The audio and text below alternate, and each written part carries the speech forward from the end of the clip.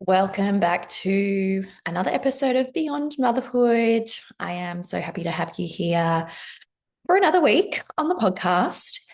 And if you're new here, welcome. So happy to have you here. I'm Monique Bathurst, your host, and I am a music therapist and feminine embodiment coach who supports mothers to reclaim their pleasure and to move through and reduce the overwhelm that so happens to be part of motherhood, but can then lead to mum rage and just feeling frustrated and angry, and supporting you how to move through all of that and start to not only rewire your nervous system, but to lean more into joy and pleasure as a woman and as a mother. So, welcome here. We talk about everything on this podcast. There's no topics off limit, but something that I've been thinking about and also just leaning into a lot more as a mother myself is rest, and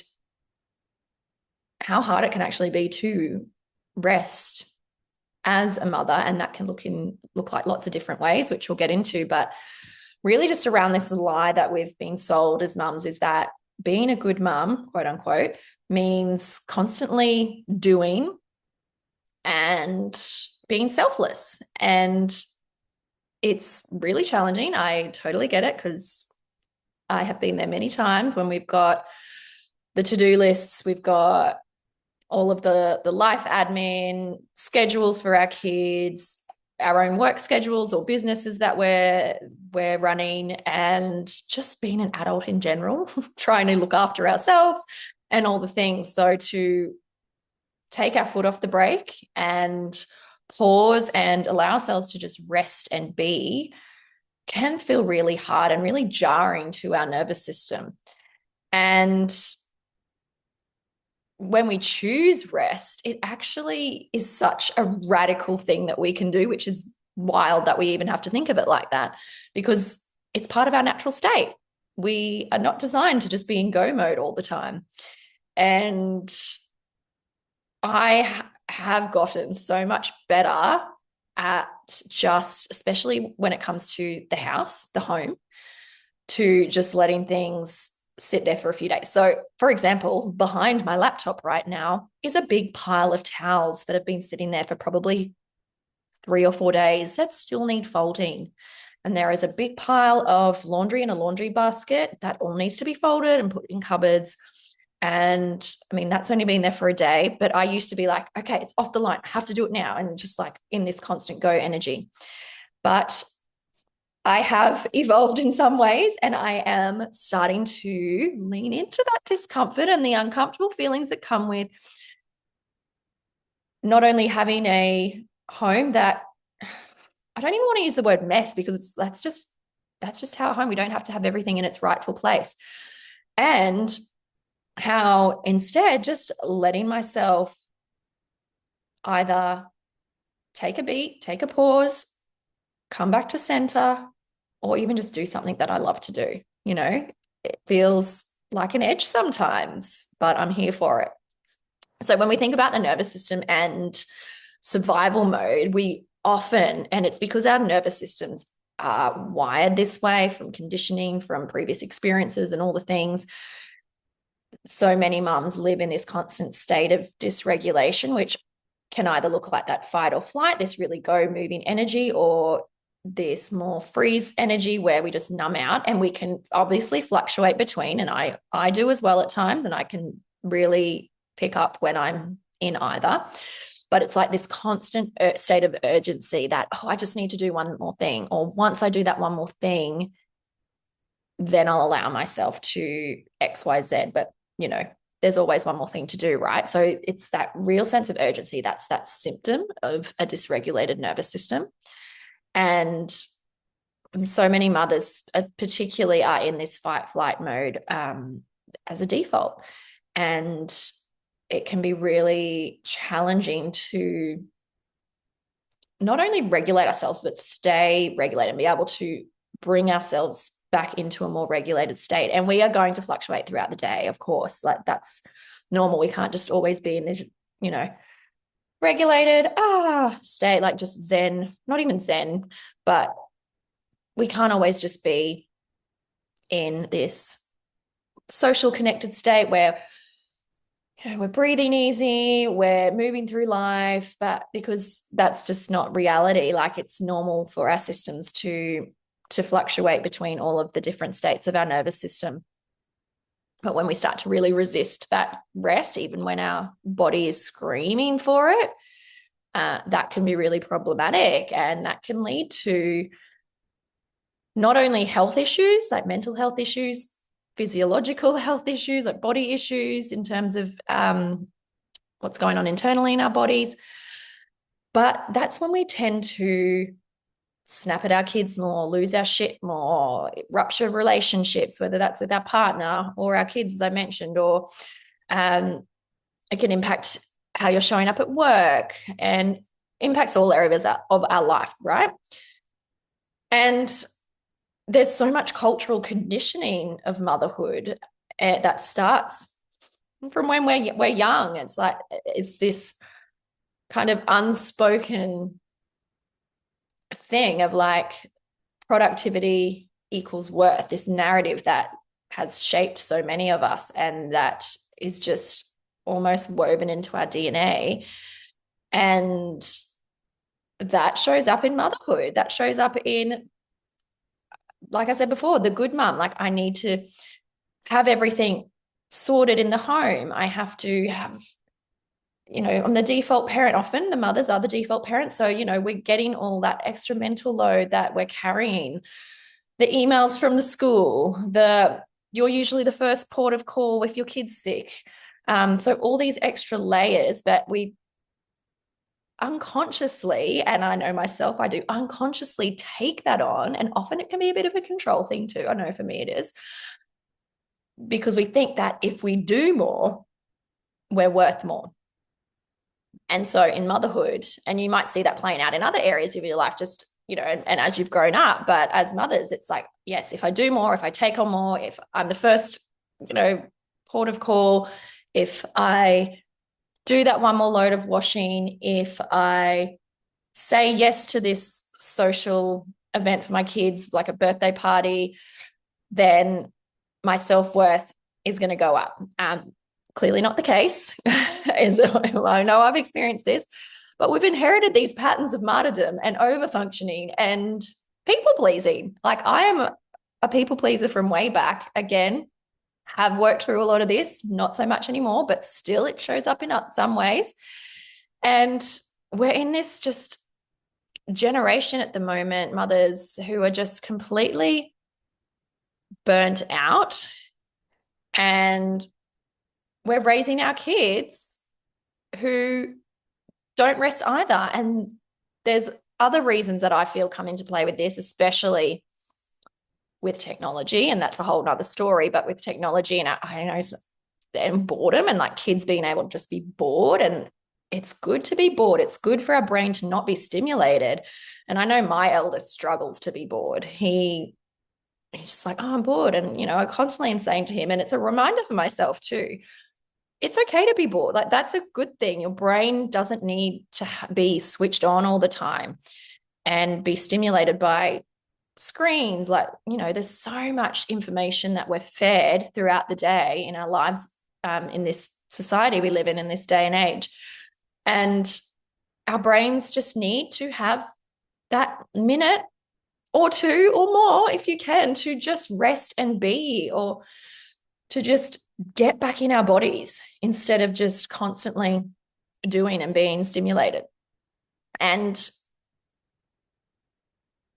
another thing, I suppose, that we often contribute rest, that it equates being lazy, and we get guilty. We feel guilty because we're resting, because again, it's that productivity thing of like, I should be doing X, Y, Z.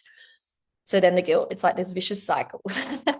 And one thing that I've been playing with, and I can't remember if I said this earlier, but it's like this rebelliousness to rest and the leadership within that, because every time we rest, we are teaching our body and our kids, So thinking about our body and our nervous system, our brain, that it is safe to slow down, because our bodies don't feel that it is safe because we are wired to be on the go all the time.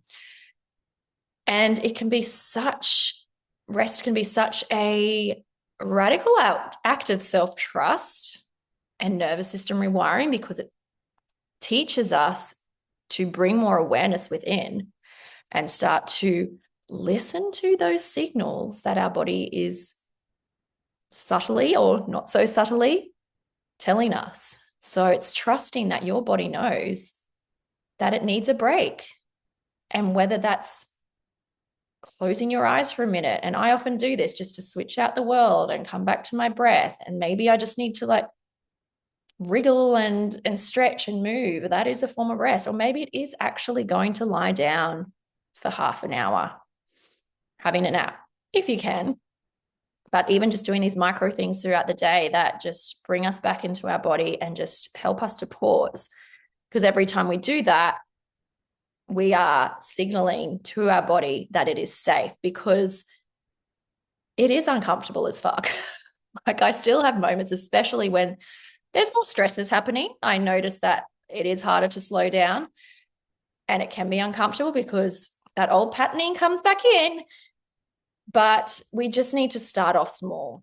And the more we lean into these micro moments, as I was saying, of stillness, of softness, of breath and awareness, and start to reframe rest as nourishment to our body, giving back to yourself, instead of it being like this self-indulgent thing that we're doing. It's like, woo, look out. Like, you shouldn't be doing that. That's so self-indulgent of you. No, like, you need to nourish your body in many different ways, but giving yourself that pause and that rest is one way that is incredibly important for our brain, our body, all of our health. And it's modeling to our children that, like I said, that it's okay to rest. It's okay to stop working, or it's okay to just, when your kids just see, like, it's okay to leave the towels there for a few days. And I said to my son last night, I was like, oh yeah, no, the towels there. So look, I'll probably just do them over the weekend. And I normally wouldn't even say anything, but I had to move them because it's on the dining table. But letting your kids see that and not making a big deal about it, because it teaches them that a bit of mess is okay. A bit of leaving things is okay, because I need to give back to myself. And that teaches them and sends that message to them that valuing yourself is important. So then they're going to value rest in their life and looking after themselves and nourishing themselves, and modeling that their worth is not tied to productivity and output.